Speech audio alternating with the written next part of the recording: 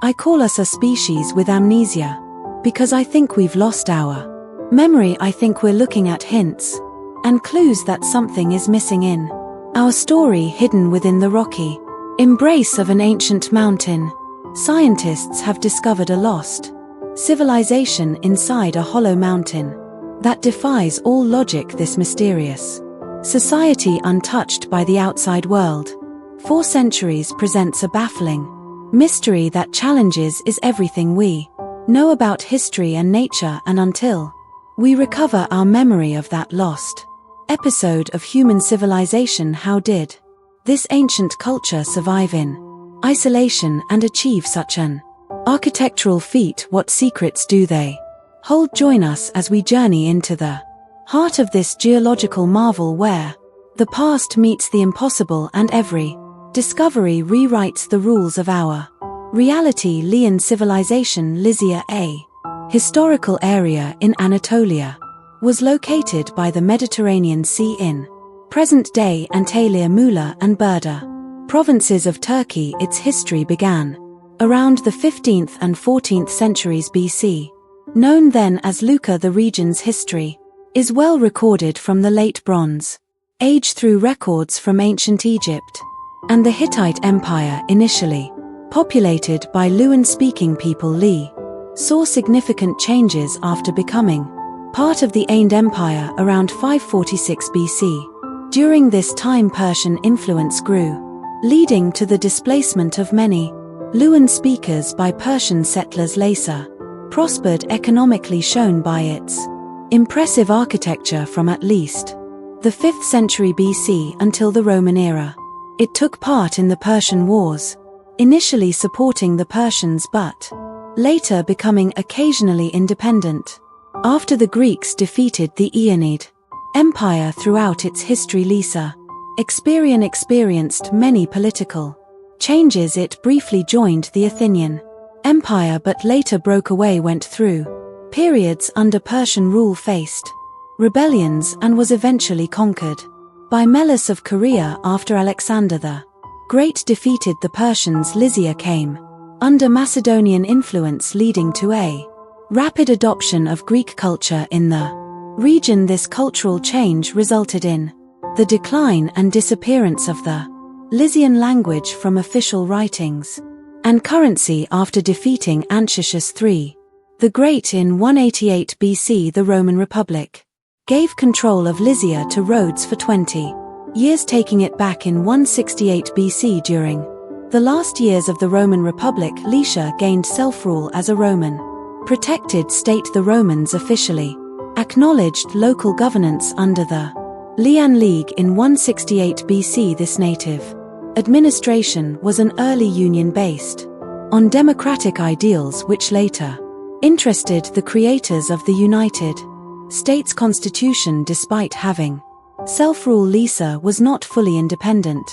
After being conquered by the Karens in 43 AD, Emperor Claudius ended the league, making Lycia part of the Roman Empire. As a province, it later became part of the Eastern or Byzantine Empire, keeping Greek as its language even after Turkish-speaking communities arrived in the early 2 millennium following the Byzantine Empire's collapse in the 15th century. Lycia joined the Ottoman Empire and eventually became part of the Turkish Republic after the empire dissolved. Geographically, Lycia's borders changed over time, but its center was the T Peninsula in southwest Turkey, jutting into the Mediterranean Sea. It was bordered by the Gulf of Faya to the west and the Gulf of Antalya to the east.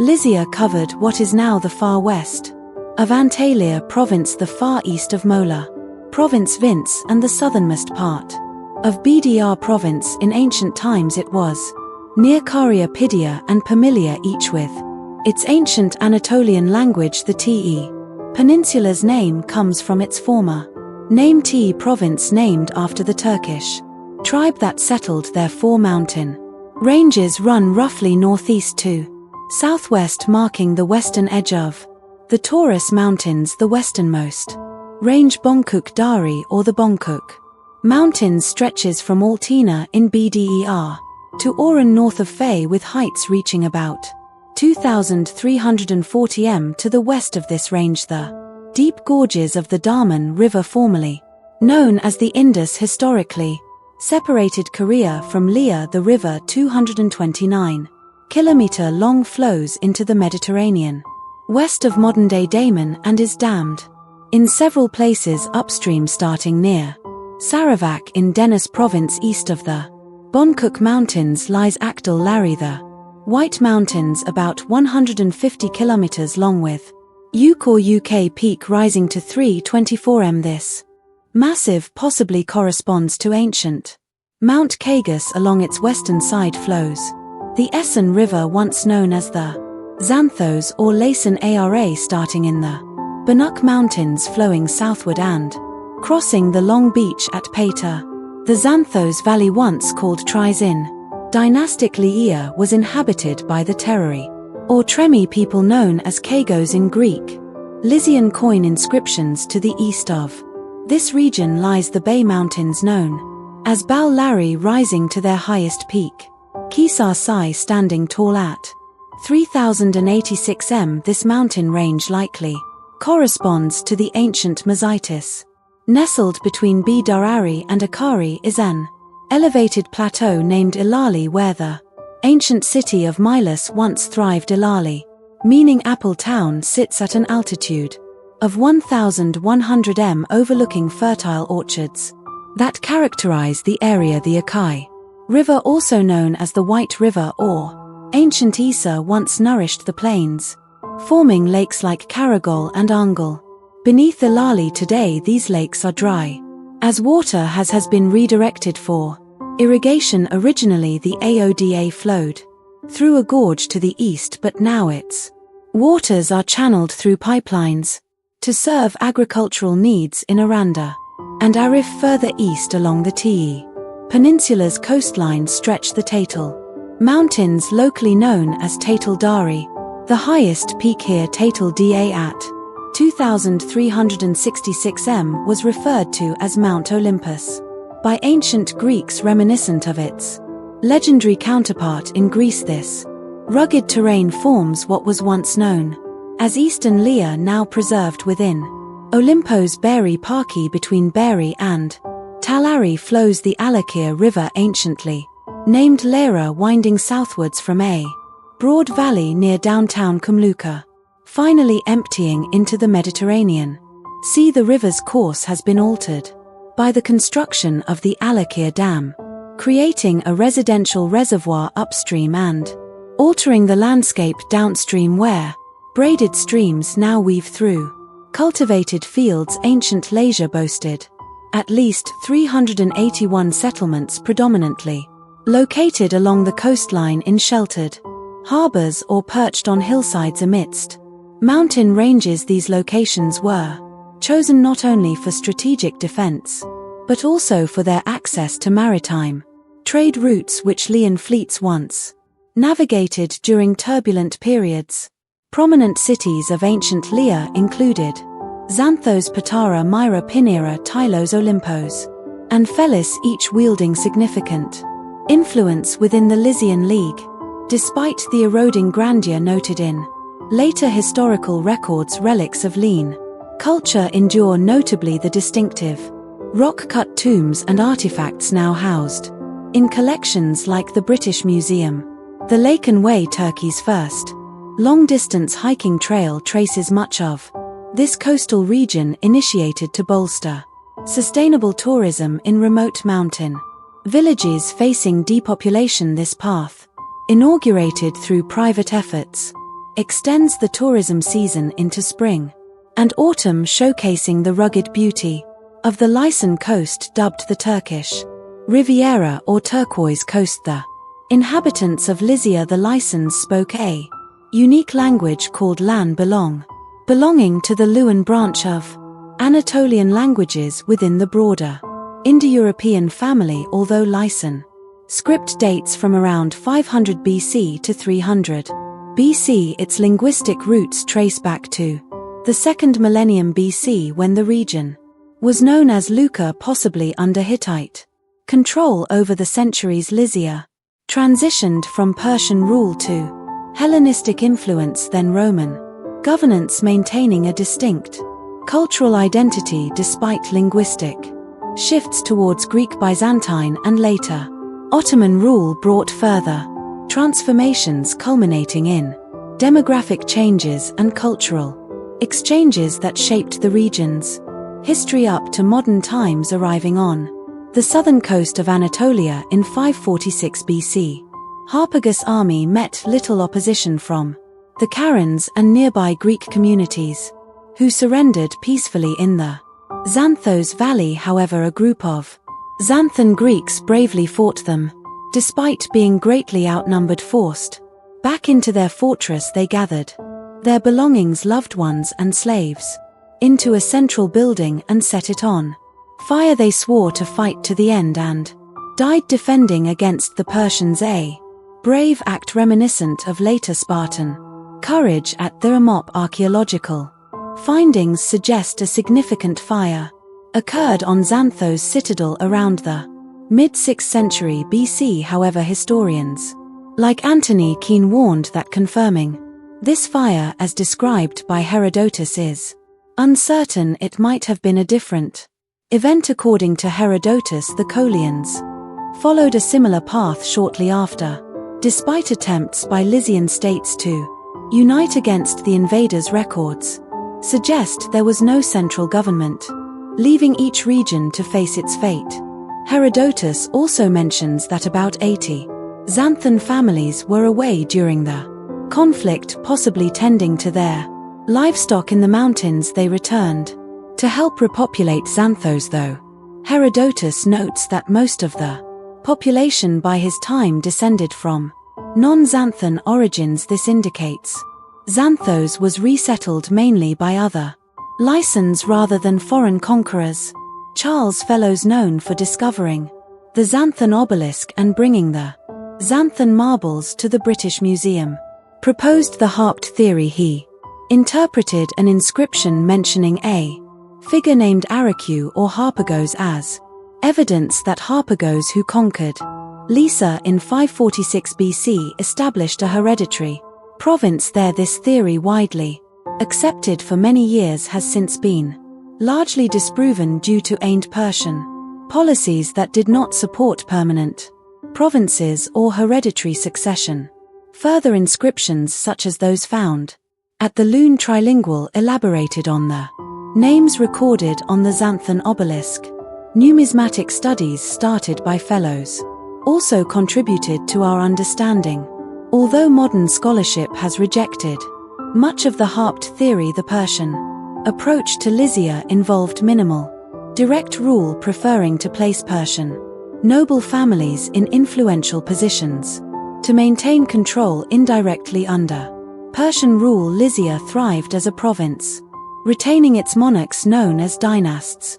These local rulers, mentioned in coin inscriptions, held power granted by Persia but governed independently within their regions. Persia's hands-off approach to Lycia is supported by administrative documents from Pepilis, mentioning Leon prisoners resettled within the empire. The Leon League, a federation of independent city-states, emerged as a distinctive democratic union in ancient times. Despite geographical challenges and foreign attacks, the League maintained its independence and democratic system, negotiating with major powers like Rome and Rhodes for its autonomy and protection. Lycia's history continued through alliances and conflicts with regional powers such as Athens and Sparta, as well as its integration into the Hellenistic world under Alexander the Great and subsequent rulers in 81 BC. Lucius Linnæus Muraena, a Roman leader in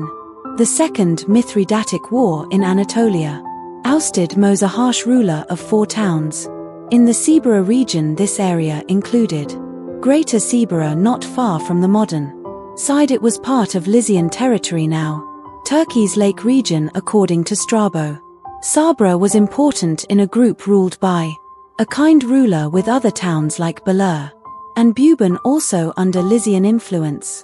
After Muraena acted, Lycia gained self-rule under Roman protection from 168 BC until becoming a Roman province. In 43 AD under Claudius during Rome's activities in the eastern Mediterranean, lands supported Rome, and ancient writing found in Tiberos shows the earliest known pact between Lycian cities and Rome may be from the 1 or 2nd century BC, before or during the Roman Seleucid War or the Mithridatic Wars. This treaty ensured lasting peace and loyalty between Romans and Lycian cities by land and sea. In 46 BC, Julius Caesar strengthened ties with the Lycian League through a treaty, emphasizing friendship, alliance, and lasting peace. This agreement, written on a statute base found in Thespe, set out terms like both sides staying neutral in conflicts, mutual defense against attacks, and fair trials between Romans and Lians. Claudius added Lycia to the Roman Empire in 43 AD after internal unrest and uprisings among the Lians as described by Cases Dio and Suetonius. Despite joining the Lucian League, kept some self-rule under Roman rule, keeping local laws and customs. This aimed to restore peace in the area and keep good relations with the Lians. In 74 AD, Emperor Vespasian combined Lee and Pamilia into one province, Lee at Pamilia, under Roman management. During the Byzantine period, these regions were under the command of the Carabano, a naval force critical to Byzantine naval actions until the early 8th century. Later, Lia became part of the Ottoman Empire and eventually modern Turkey. The area had a mix of Turks and Greeks until a population swap between Greece and Turkey in the 1920s. After the Greco-Turkish War, the Greek community of Lycia moved to Greece, leaving behind deserted villages like Ca. Reminders of their presence throughout its history. Lycia has been linked with Greek especially through figures like Solus, an ancient hero, and Sarpedon, a warrior leader in Homer's Iliad. Lycia's heritage continues as a major spot for local and foreign visitors in modern Turkey. The Kayasa Temple. The Kayasa Temple is located in the Ellora Caves near Chhatrapati Samaj Jingar district, Maharashtra, India.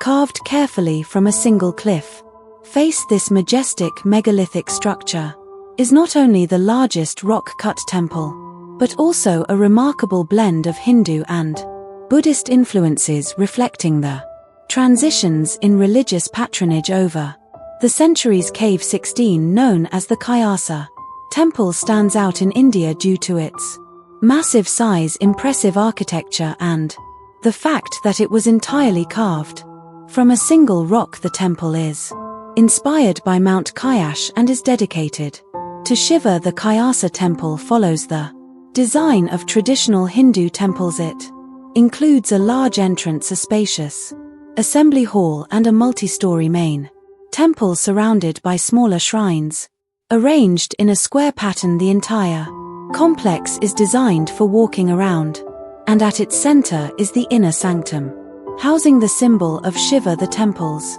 peak resembles Mount Kailash, and all structures are meticulously carved from a single rock. Various shrines inside the temple are dedicated to Hindu gods like Ganga, Yamuna, and Saraswati, the 10 incarnations of Vishnu, and ancient gods like Indra, Ag, Vusuya, and Usha.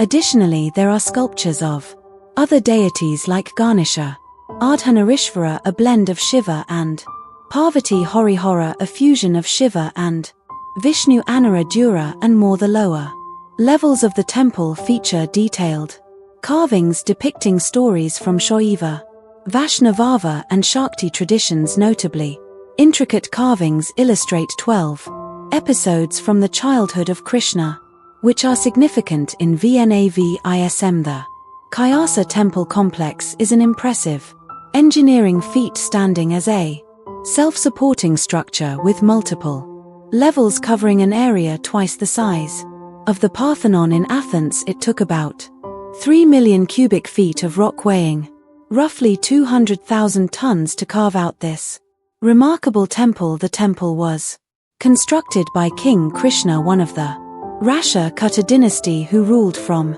75,060 to 773 CE. It also shows influences from Pallava architecture. The temple courtyard measures 82 m by 46 m at the base and rises to a height of 30 m. The entrance features a small tower called Gopuram. Inside the main shrine that holds the lingam has a hall with a flat roof, supported by 16 pillars and a tall spire. In the Dravidian style above it at the entrance there is a platform where a statue of Nandi Shiva's sacred bull is placed. The walls inside the main temple are adorned with detailed carvings, depicting scenes from the Mahabharata on the north side and the Ramayana on the south side. The Kayasa temple is an outstanding example of ancient Indian temple construction, particularly from the first millennium. It is considered a marvel of rock-cut monuments and has been praised as a wonder of the world by Kamal Burin. Moving the Dashavatara temple, also known as Cave 15. It's a significant excavation completed sometime after Cave 14. Ravan Kikai Hindu. Cave 15 has a similar layout to Buddhist Caves 11 and 12, suggesting it was initially planned as a Buddhist cave. However, its entrance features a Nira Mandapa, an Indian classical dance pavilion, indicating a shift away from Buddhist intentions. According to James Hall, Hindu images have been found in Buddhist Cave 11 and several Hindu deities appear in Buddhist caves in the area. This blending of Buddhist and Hindu designs could be due to shared architects and workers, or possibly a Buddhist cave repurposed as a Hindu monument. Gary Mandra argues that all the Buddhist caves at Aora were established in a place already revered as a Brahmanical Tura, a Hindu pilgrimage site, rather than the other way around. Additionally, the absence of donative inscriptions for the Buddhist Ellora caves, except those by Hindu dynasties that built them, leaves the original purpose of these cave temples open to speculation. Within Cave 15 of the Hindu temple complex there is a large open area. At its center stands a big hall called a mandar, made from a single piece of stone. Around it is a two-story temple carved directly into the rock. On the upper floor of this temple are large sculpted panels placed between the columns of its walls. These panels show various scenes, including the 10 forms of Vishnu. An inscription credited to Dant Dura is carved on the back wall of the front mandapa, which is important for determining the age of the temple. According to Kumaraswamy, one of the most remarkable carvings in this cave depicts the death of Hirakhipu. In this scene, Vishnu transforms into a man-lion Narama and dramatically emerges from a pillar to strike down Hiranyakashipu. This masterpiece was created by the Rao dynasty. Additionally, Cave 15 has many other carvings, such as depictions of Gadara, the wedding of Shiva, and Parvati Tripura from the Shakti tradition, Miranda, Garuda, various aspects of life, Nandi in the mandapa, dancing Shiva, Andak Kasura, Gordhanad, Dari, and Gajendra Varoda, among others. These panels are arranged in pairs which, according to Kamal Burksun, interact to show both cooperative and conflicting energies, symbolizing a dynamic exchange of power. Other notable Hindu caves nearby include Ravan Kai Cave 14 and Nalantha Cave 22, each famous for their extensive collections of sculptures. Cave 25 is distinguished by its impressive ceiling carving depicting Surya, the sun god. These caves are located southward and were built sometime between 630 CE and 730 CE. Initially, it was thought that the Buddhist caves constructed from the 5th to 8th centuries were the oldest buildings. They were divided into two periods: caves 1 to 5 from 400 to 600 CE, and caves 6 to 12 from 650 to 750 CE. However, recent research suggests that Hindu caves might have been built before the Buddhist ones. The first Buddhist cave is Cave 6, followed by caves 5, 2, 3, 5 right side, 4, 7, 8, 10 and 9. Caves 11 and 12, also named Dole and Tinal, respectively, are the last ones. constructed of the 12 Buddhist caves. 11 are viharas, which are monasteries, with prayer halls. These large, multi-storied structures are carved into the mountain rock and include living spaces, sleeping quarters, kitchens, and various other rooms. Inside these monastery caves are shrines decorated with sculptures of Gama Buddha, bodhisattvas, and saints. Some of these caves even feature sculptural methods that imitate the look of wood in stone. Caves 5, 10, 10, 11, and 12 are significant Buddhist caves known for their architectural brilliance. Among them, Cave 5 stands out at Aora for its unique design. It features a large hall with 2 long benches in the center and a Buddha statue at the back. This layout, found only in Cave 5 at Aurora and Cave 11 at Konaré Caves, is rare in India. Caves 1 to N are primarily monasteries, whereas Cave 10, known as the Vivekkarma cave, serves as a major prayer hall for Buddhists. Caves 11 and 12, however, are 3-story monasteries dedicated to Mahayana Buddhism. Inside these caves, intricate carvings of idols, mandalas on the walls, and depictions of goddesses and bodhisattvas abound. These artworks strongly suggest the presence and influence of Vajrayana and Tantra Buddhism in South Asia. By the 8th century CE, Derinkuyu in the historical region of Cappadocia in Turkey, an amazing discovery was made. Derinkuyu, the largest underground city. This huge underground network, carved from soft volcanic rock and hidden away for centuries, was not only an impressive achievement of ancient engineering but also served as an important fortress. During times of danger, the area is known for its soft volcanic rock formations, called tuff, which are easy to carve. This made it possible for ancient people to create many underground homes, with Derinkuyu being the largest and most complex. In 1963, a local man accidentally found this hidden city while fixing up his home. As he knocked down a wall, he came across a passage leading to this enormous ancient network. Using a sledgehammer, he broke through the wall, revealing an opening into a cave. What he found was a complex system of tunnels and rooms extending more than 85 m below the Earth's surface, hidden beneath what seemed like an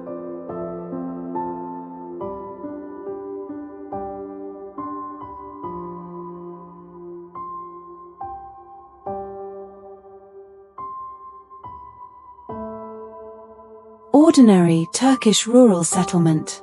Realizing the importance of his find, he called the authorities. This amazing discovery revealed a hidden world beneath the ground, showing the cleverness and resourcefulness of ancient civilizations. The story of Derinkuyu starts in ancient times, and no one is quite sure how it began. However, it's commonly believed that the Friends, an old Indo-European group, started building it around the 7th to 8th centuries BCE. Over the years, many different people added to it, especially during the Byzantine era from the 7th to the 11th centuries. During the Arab-Byzantine wars, this underground city became a strong refuge against Muslim Arab attacks. It could protect up to 20,000 people along with their animals and supplies for long periods. Derinkuyu's design is like a huge ancient submarine buried in rock, built to be airtight and self-sufficient, much like a submarine that keeps people safe from external dangers. With its life support systems, it had air shafts for ventilation and water wells, allowing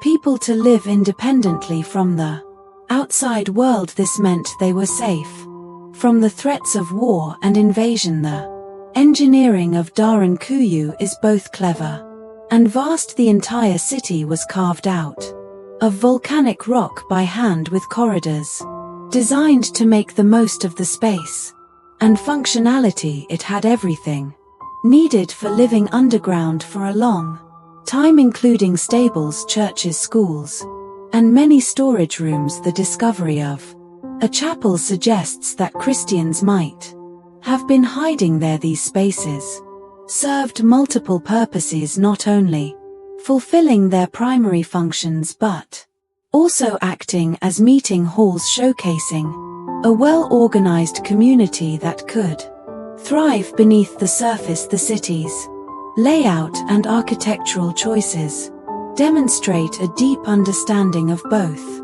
defense and urban planning, making Darren an impressive example of ancient engineering and survival strategies. After initially exploring Darren Kiyu's amazing architecture, it's intriguing to delve deeper into the structural details that make it a wonder of ancient engineering. The magnificence of Daring Kuyu isn't just about its large size. The advanced design carved from the region's soft volcanic rock shows its complexity. The city stretches about 85 m underground and can house up to 20,000 people along with their animals and essential supplies. The city is spread over 18 levels with only 8 accessible to the public. These levels are linked by miles of tunnels, each carefully designed for both practicality and defense. The effort required to dig out and shape this enormous underground complex is akin to the monumental work seen in the Great Pyramids of Egypt, highlighting the remarkable abilities of ancient civilizations with limited technology. Reflecting on this, you will realize how difficult it must have been to construct the Great Pyramid with its massive blocks and the large workforce supposedly involved. It's amazing to consider how ancient people accomplished such achievements, even though we still don't fully understand how they did it.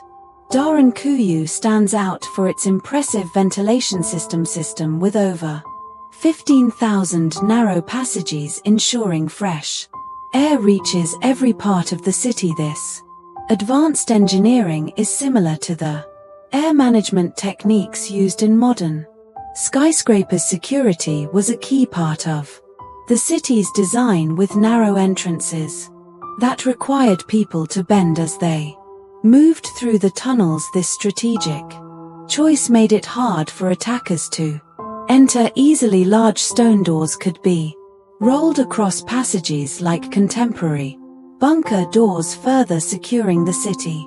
Inside Daring Kuyu, the layout shows a well-organized society. It included living areas, shared spaces, animal shelters, and ample storage for food and drink, indicating a complex communal life. Like modern cooperative living communities, the city's advanced water system included wells and channels that provided fresh water and protected residents from outside threats, similar to ancient Roman aqueducts. Religious and ceremonial sites were central to life in Darren Kuyu. Many chapels and churches carved into the rock featured altars and baptismal pools. The largest chapel, designed in a cross shape deep within the city, reflects the secretive religious practices seen in early Christian Roman catacombs. These sites were used for worship and as safe places. Darren Kuyu wasn't just a refuge but an ancient innovation, showcasing human creativity and strength through its architectural wonders. This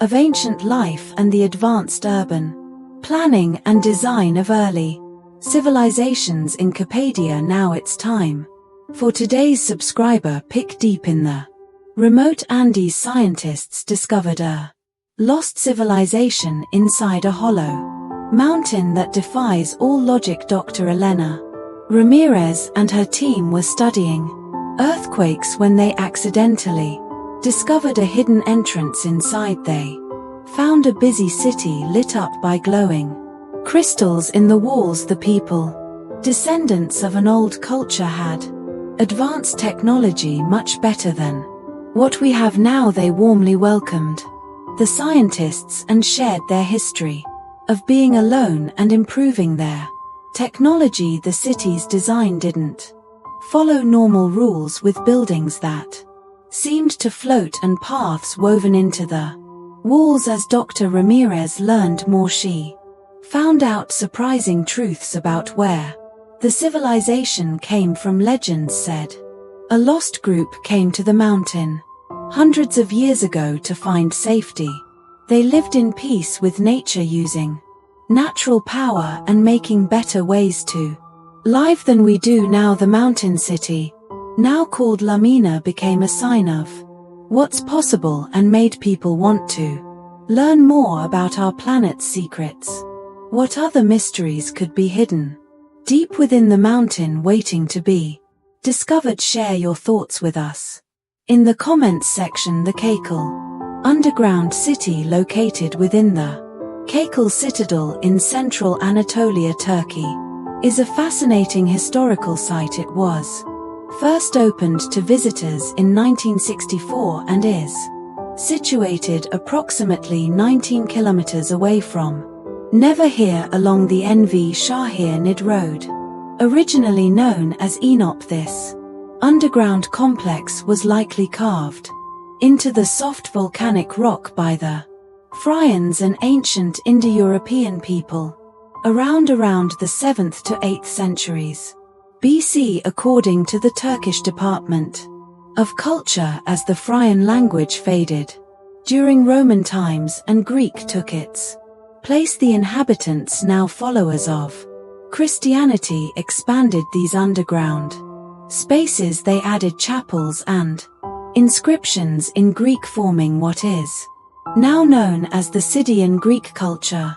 This cultural blend reflects a unique chapter in ancient Anatolian history.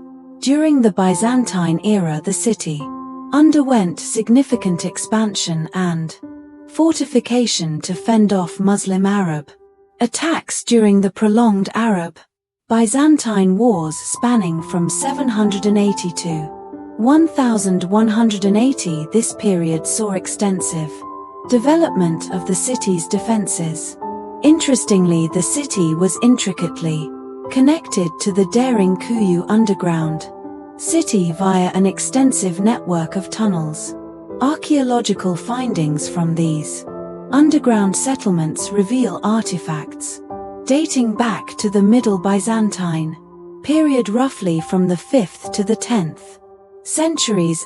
These underground cities continued to serve as sanctuaries for Christian inhabitants seeking protection from Mongolian invasions led by Timur in the 14th century, following the region's conquest by the Seljuk Turks from Persia. These cities became crucial refuges known locally as Kugia, sheltering people from Turkish Muslim rulers. Remarkably, even into the 20th century, descendants of the city's inhabitants, referred to as Rum by their Ottoman Turkish overlords, utilized these underground cities to evade periodic waves of Ottoman persecution. Richard McGill Dawkins, a Cambridge linguist who extensively studied the Cappian Greeks from 1909 to 1911, documented in 1909 in 1923, when Greek and Turkish populations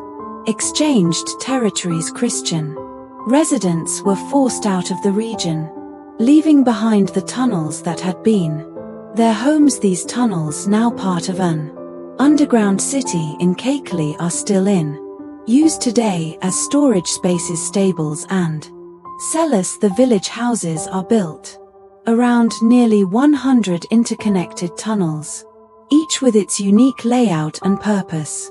Unlike the Daring Kuyu underground city, nearby Kim's tunnels are smaller, narrower and more steeply inclined. Ventilation should play a crucial role in the design of each room and open space, ensuring adequate airflow underground. Exploring the underground city reveals a fascinating structure. The first floor features a small stable, hinting at the possibility of other undiscovered sections. Adjacent to the stable is a passage leading to a church, while rooms, possibly used as living spaces, are Situated nearby on the second floor lies a church with a central nave and two apses. A baptismal font stands before the apses, surrounded by seating platforms. Along the walls, graves found nearby suggest that this area was reserved for religious purposes. Living spaces are also present on this level. The third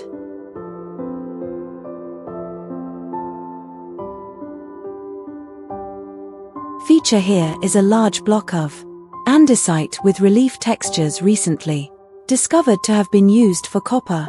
Cold forming, this stone was sourced locally and likely used in metallurgical processes, suggesting a sophisticated level of technology for its time. The fourth floor, with its abundance of storage rooms and spaces for earth and ware jars, reflects a period of economic stability. Keikli stands out as one of the largest underground settlements in Cappadocia, indicating a significant population that once lived and worked here below the surface. Despite its historical and architectural significance, only a portion of K-Molis underground city is currently accessible to the public, leaving much of its mysteries still waiting to be uncovered.